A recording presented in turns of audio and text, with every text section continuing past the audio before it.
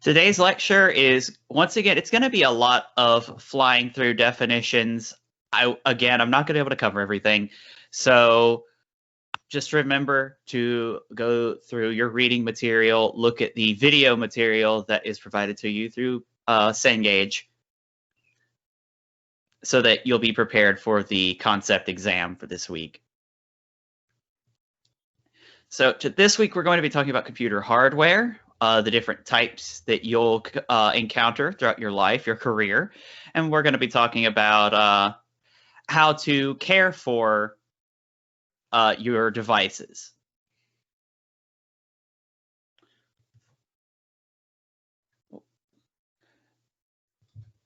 So to begin with, let's define some basic hardware. We mentioned during the first lecture, I believe, a CPU, central processing unit. This is an integrated circuit containing millions upon millions, if not billions, of transistors, among other components. And this is responsible for handling the essential functions of a computer, mathematical calculations, comparisons, and that sort of thing. They accept data as an input, and they provide information as an output. Essentially, they're the heart of your computer. And the veins of your computer, to carry on the analogy, are what we call buses. These are these little thin electrical connections that can carry data and information to and from the CPU and to other devices within your computer. And your computer is usually going to have very, very many of these go into all sorts of devices: your hard drive, your USB devices, your RAM, etc. And we're going to cover what all of those are today.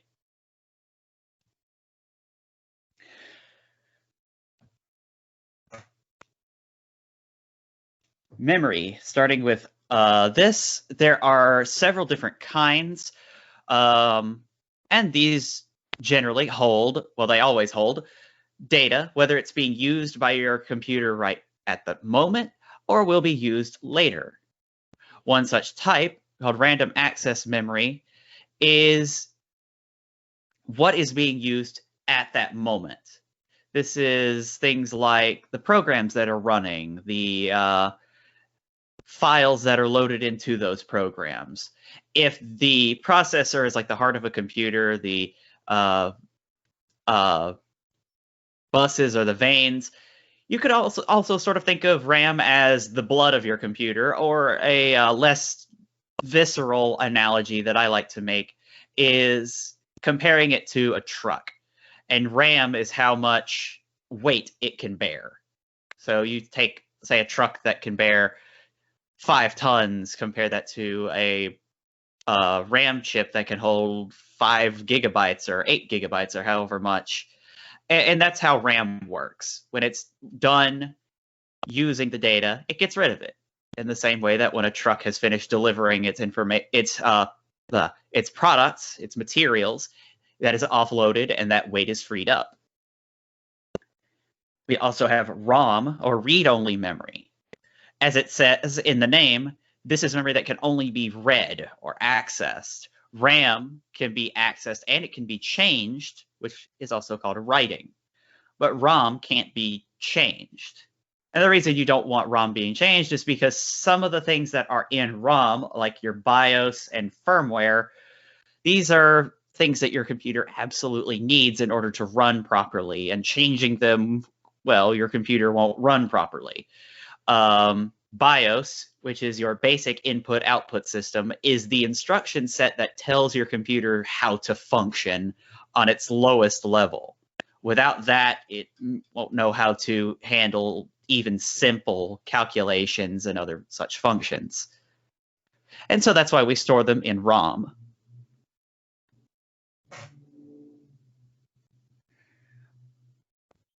I'm going to skip this slide for now because we're going to go into more detail on input and output in a minute. And I don't know why it's there when we're going right back to RAM here. So we have 4 different types of RAM. And in general, they can be broken down into volatile and non-volatile. Volatile memory, things like SRAM and DRAM, these have a limited charge, possibly even no charge, to store their memory. And once that charge is gone, all of that memory is lost.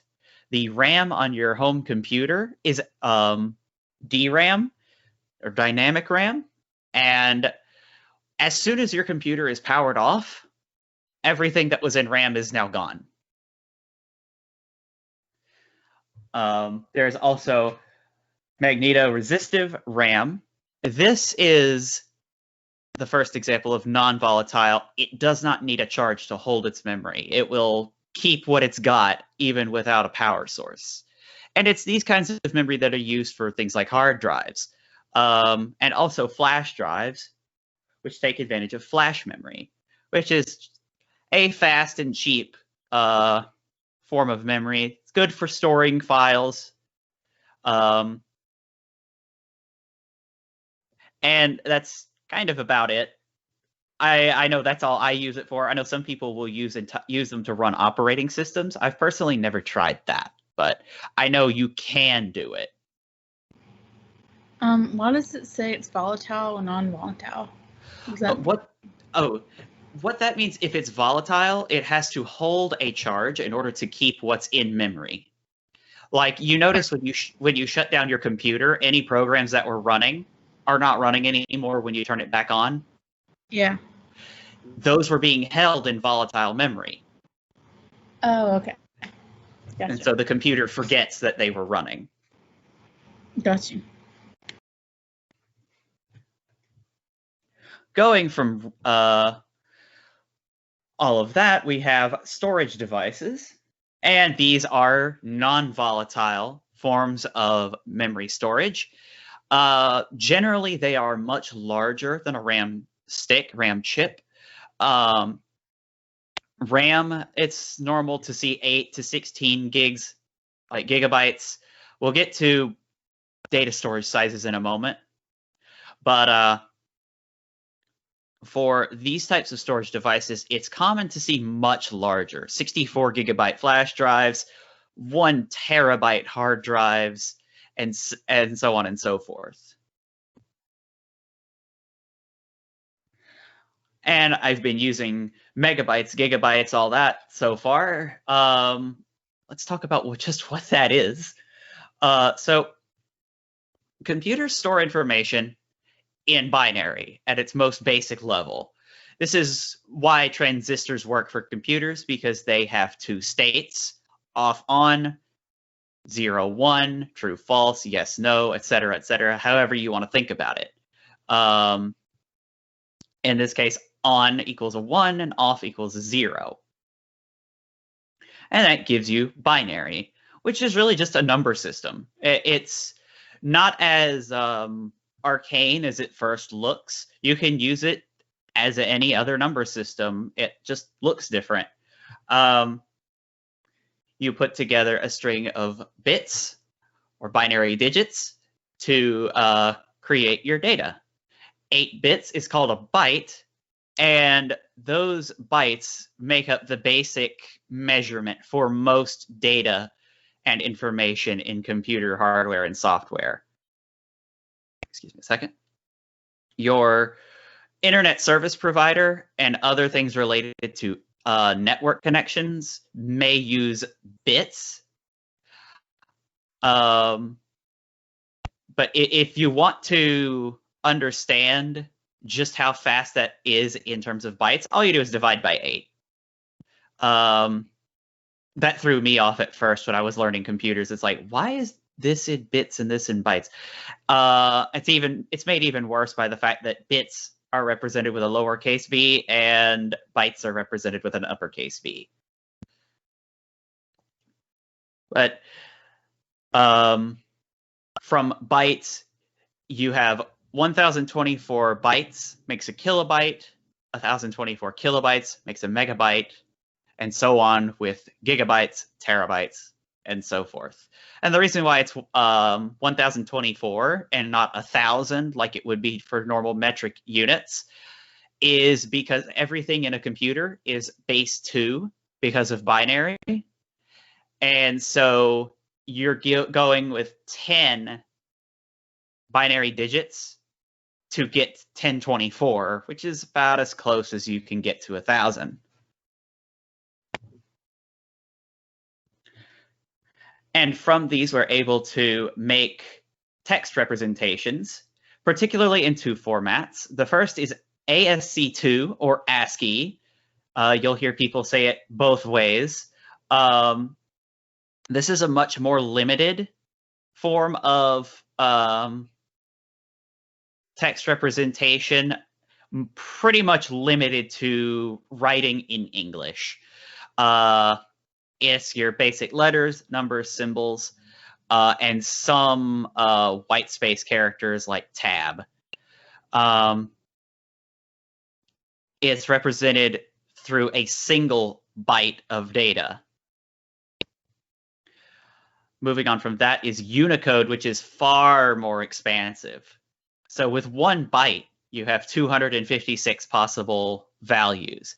And some forms of ASCII and others like it use one of those bits for error checking. So that actually reduces the number of values it has to 128. On the other hand, Unicode can represent over 140,000 characters.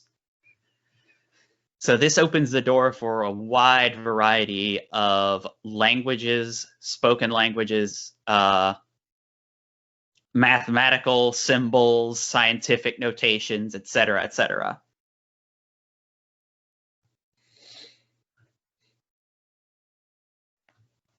As far as storage solutions go, we've already mentioned things like hard drives. You can have internal or external hard drives, flash drives. You could store things on CDs and DVDs, and so on and so forth. And a third option is cloud storage. This will free up space on your own computer or give you a way to back up your files. More on that later. Cloud storage, you have several options. This slide mentions 3 of them. Google Drive, OneDrive, Dropbox. I also use Mega for a few things. I have all of these set up and ready to go for myself. Most of them are free for smaller amounts of storage space, and then to upgrade to larger spaces, you would have to pay a monthly fee.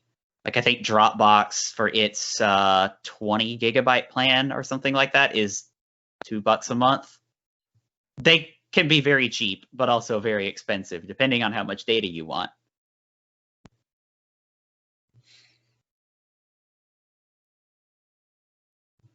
Now let's take a look at some advantages and disadvantages of each type of computer.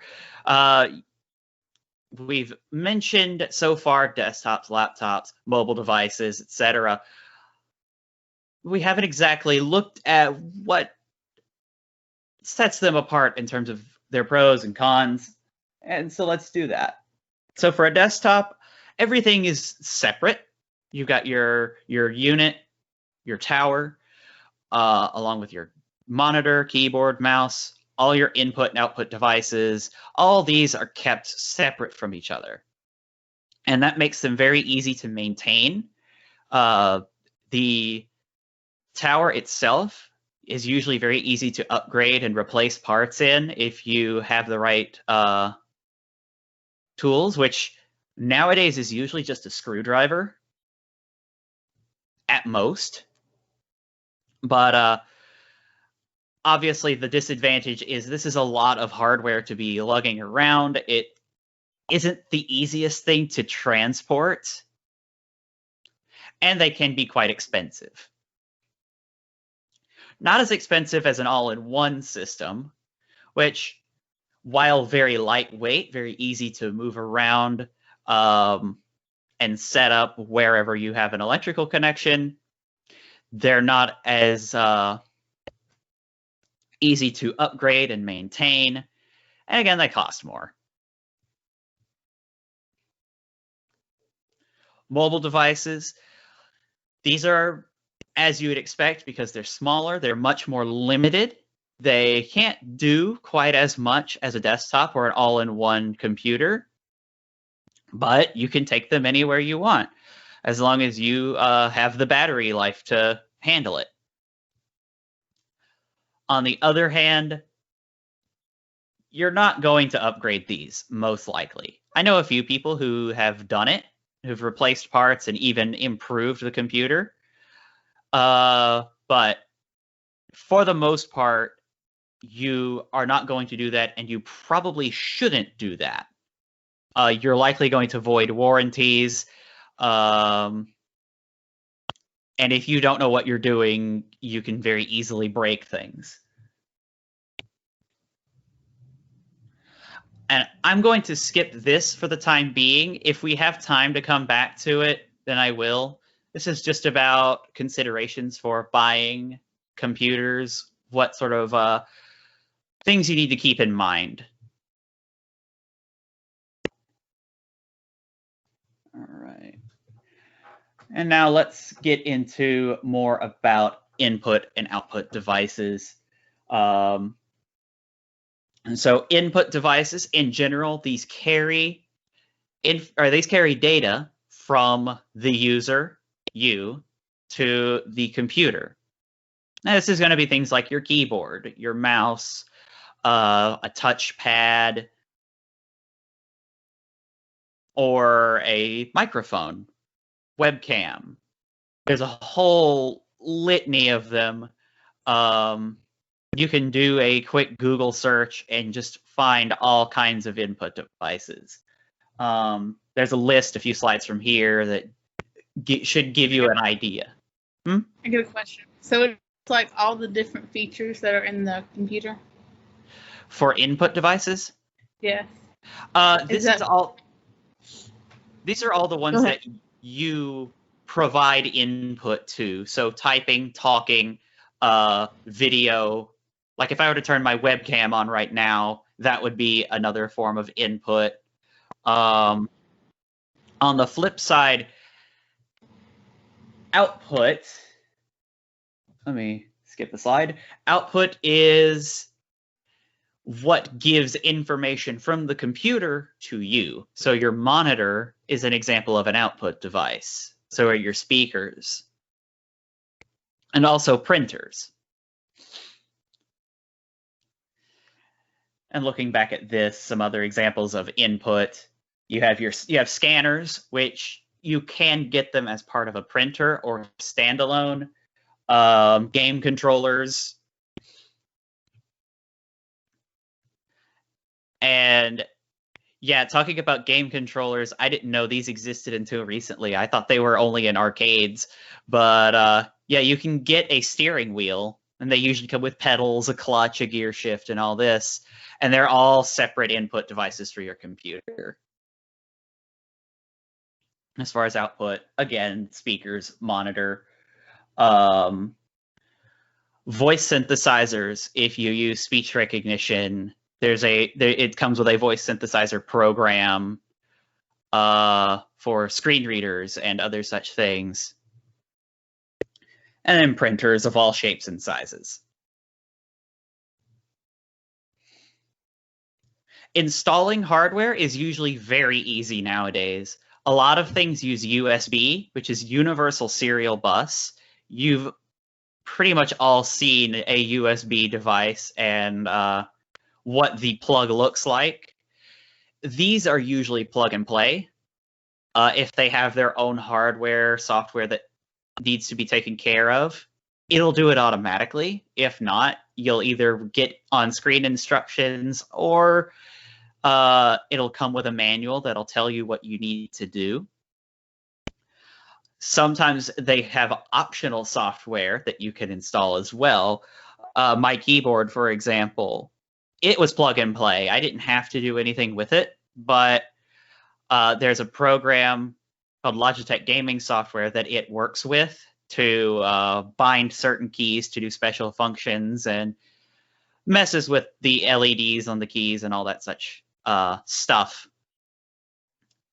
And I didn't have to install that, but I did anyway, just to take full advantage of what the keyboard could do.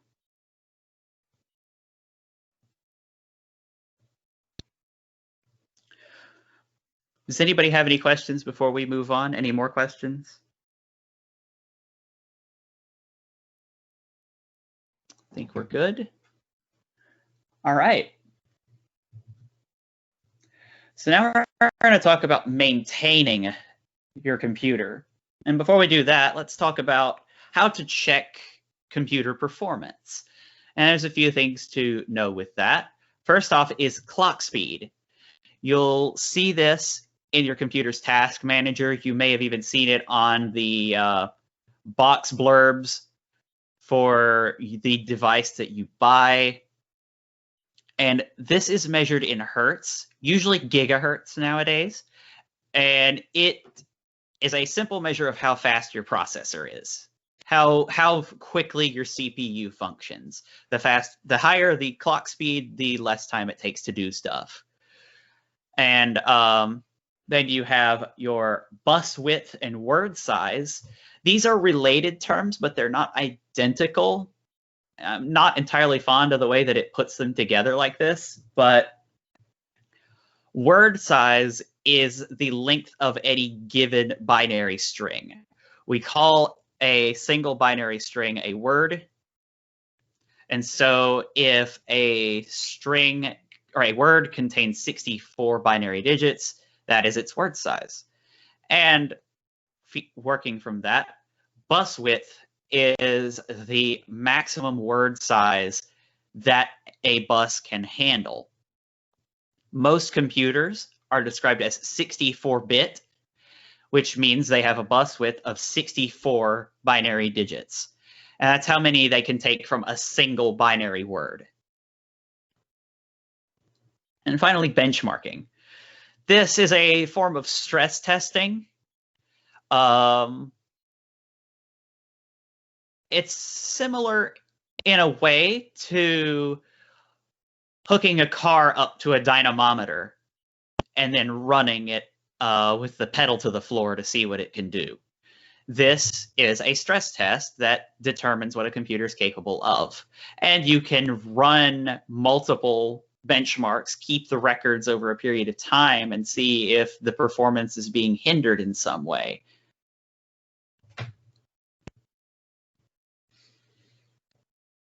All right. Now we're going to get to some common ways that your computer or phone or whatever might malfunction. These are all very common. I myself have encountered most of these. There's 4 pages of them like this, so they are very common. Some general ways to try and fix these problems: you might restart your computer. You could completely shut it down, give it 10 seconds, and then turn it back on. Just let everything stop. Let the fans stop spinning. Let all the power drain out, etc. You could unplug the computer entirely, let it sit for a little while, take out a battery, put it back in. These are just some general things that you might do to resolve a problem with your computer. And in general, the last resort is replacement, whether it be a single part or the entire machine. So instead of going through all of these and repeating myself too many times, let's browse through a few of these and talk about some other ways that you might repair or resolve a problem. So if your device just completely refuses to turn on, you may have a power supply issue. That could be the battery. Like I said, take it out, put it back in. If you're using a desktop, you might have to open up the case and check the connections to the power supply. If that's gone out, then the computer's just not going to start at all. And all the power supply is just like a miniature generator within your computer that everything is connected up to. Usually it's in a corner of the case somewhere, and it just looks like a big old brick. So easy to diagnose the problem and hopefully fix, but if not, you may have to replace the power supply or your entire computer. Operating system is failing to start. If that happens, look in your owner's manual. You may, or you should, find a key that you can press while trying to start the computer that will take you into the system BIOS. And from there, you can try to enter the operating system in safe mode and figure out what the problem is from there. If your computer, not your speakers, but the computer itself issues a series of beeps, this could be any number of issues. You'll have to consult the owner's manual for your device to know exactly what the problem is. A common one, if you get 5 beeps in a row, that is a problem with your CMOS battery. And what that is it's a little tiny, basically watch battery in your computer used to maintain the system clock or other really simple stuff like that.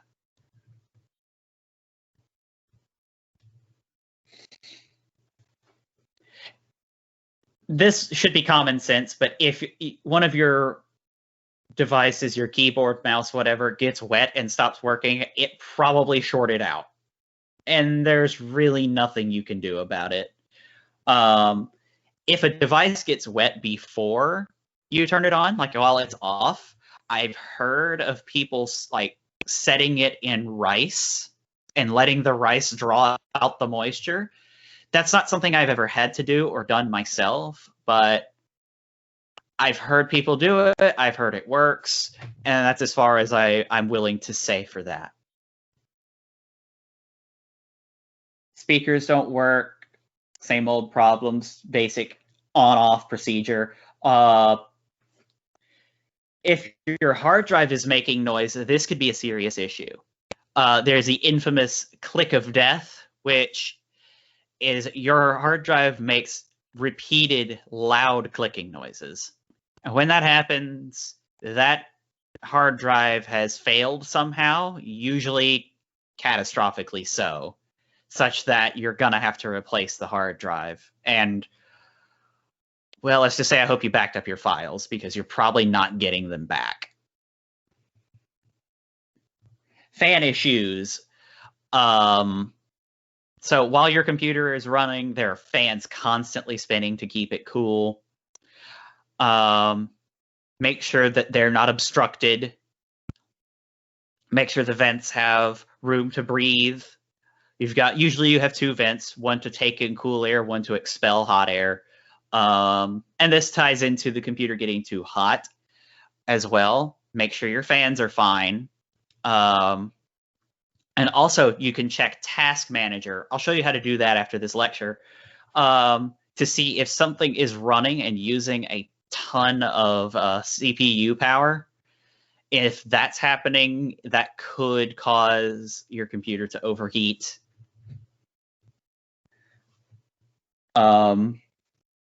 If you're having trouble reading from an optical disc, that's a CD or DVD or Blu-ray, check to make sure the disc isn't damaged, first of all. And apart from that, your disk drive may have some problems. Try dusting it with a air duster or something like that. Clear it of any obstructions, etc., etc. Just some simple procedures you can take to maintain your disk drive in the event that something goes wrong. If an external device isn't recognized, that could be an incompatibility issue. Some devices don't work with other devices. Always double check to see what your input or output or whatever kind of devices are compatible with each other. If it's a USB device, compatibility issues shouldn't happen. From my experience, they probably do on some level, but I mean, it's universal that it's in the name. Things generally work with each other very well through that, but software conflicts do happen. Apart from that, there may be a problem with the device itself, the wire connecting them, or the port on your computer. An easy trick to diagnose which one of these has the problem is to try the device on a different computer. So say your webcam isn't working on your desktop, plug it into your laptop. If it's working, then you know it's something probably wrong with your computer. Otherwise, the webcam is having some kind of problem, and you may have to consult the owner's manual for that. Or just replace the webcam. A program not running. This happens to me a lot with Google Chrome. So sometimes I'll go to run it, and it's just nothing. I'll see that it's trying to load. The little hourglass appears, and nothing else happens. Again, here's where Task Manager can come to the rescue, because you may find that the program you're trying to run is running in the background, and you can use Task Manager to stop it, get it out of the system, and try again. And from my experience, that pretty much always works. And on the subject of Task Manager, once again, if your computer is running slowly, look to see what all is running in Task Manager. If you don't know what it is, better not to mess with a task, even if it's using a lot of CPU or a lot of RAM. But you can usually Google them and find out what they are. And if what you're looking at happens to be a virus or some kind of malware, then we're going to have to take some more invasive steps. The first thing you might want to try is to isolate the virus, the program that is infecting your computer. Try to quarantine it and remove it safely from your computer. If you can't do that, you may have to factory reset your computer, wipe the hard drive, start over, or use a restore point, which we're going to get to in a few minutes.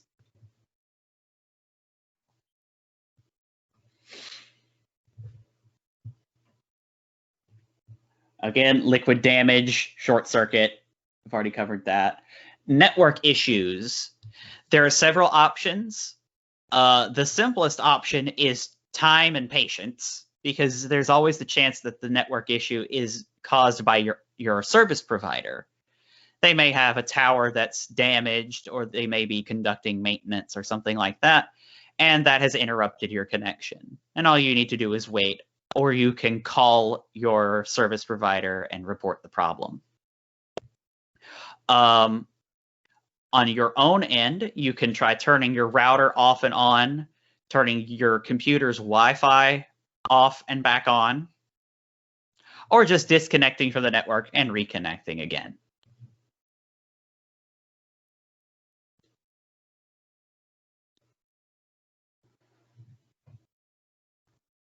So some steps to maintain your computer and hopefully prevent or put off these minor crises. First off is to clean your display. Use a damp cloth to do this, not a soggy, dripping wash rag. Just a little bit of water, enough that it will pull off whatever grime is there.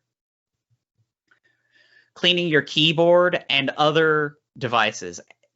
Most things, your computer especially, use compressed air through an air duster to clean them out. This will knock loose any dust and debris that might be clogging the airflow or preventing keys from being pressed or other such problems. Another reason you'll want to keep dust and debris away from your computer is too much dust creates a fire hazard. And I shouldn't have to say this, but the last thing you want is for your computer to turn into a campfire. So yeah, Dust it regularly. Maybe once a month, ideally, but I know for sure that I don't do that. So do as I say, not as I do. And also keep your system in a climate-controlled environment. For some of you, that might be easier said than done. I know I live in a cinder block house where temperature control is a pipe dream. It's just not going to happen. Not without a $400 power bill. But try to keep your system from getting too hot or too cold. Generally speaking, computers can stand to get a little cold, but too cold and they will begin to acquire condensation, possibly, which again leads back to the liquid damage issue. If they get too hot, then they're prone to overheating, and that can also damage components within your computer.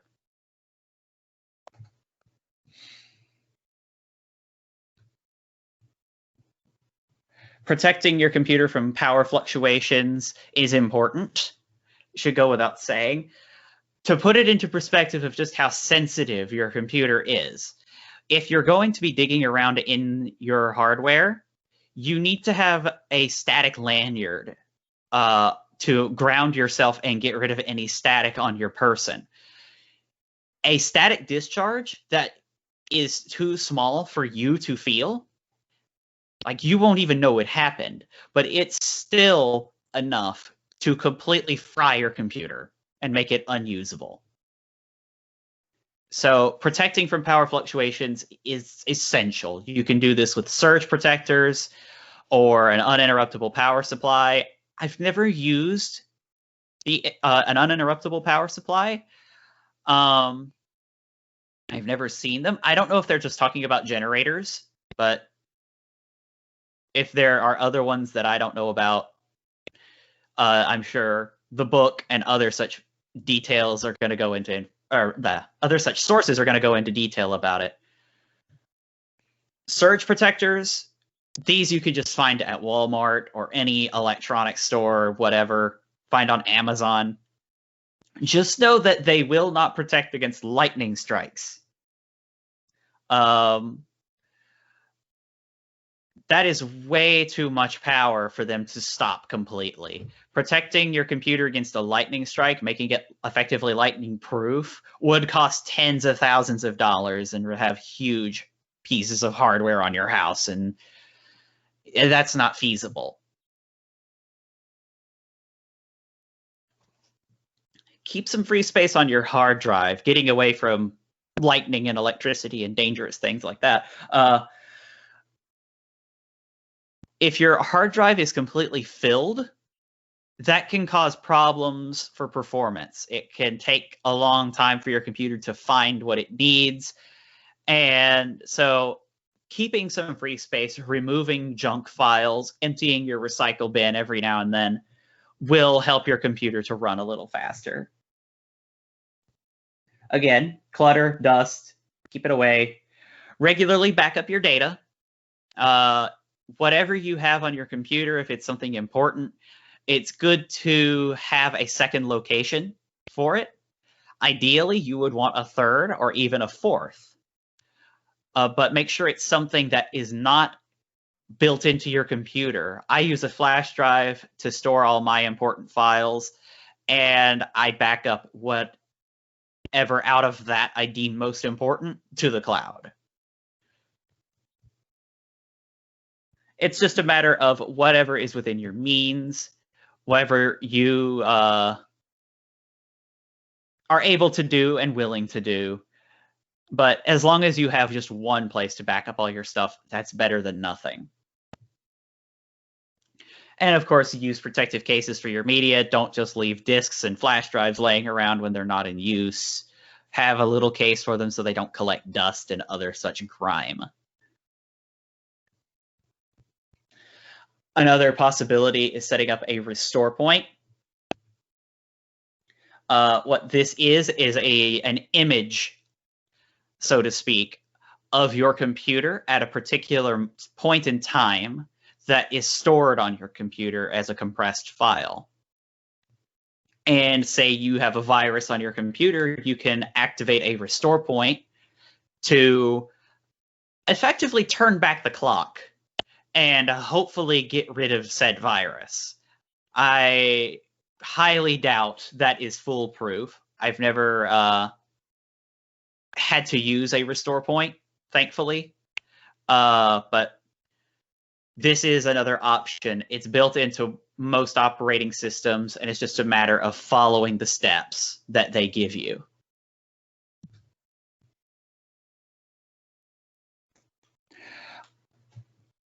Talking about display issues, beyond the usual turn it off and back on, keep it clean routine, you might also have issues with your video card.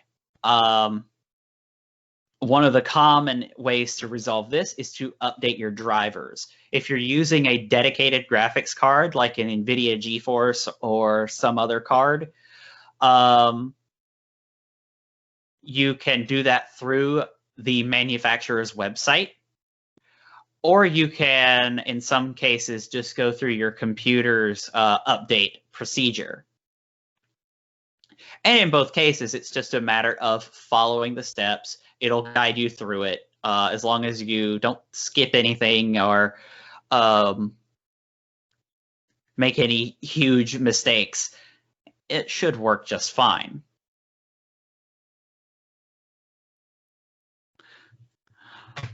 All right, and that covers this week's lecture material. Again, it's a lot.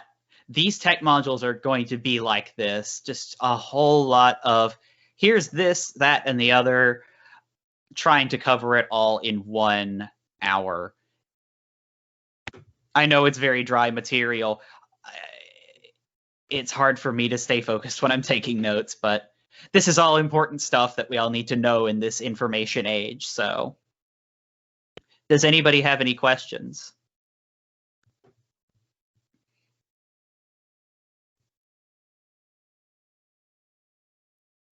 No, we're good. All righty.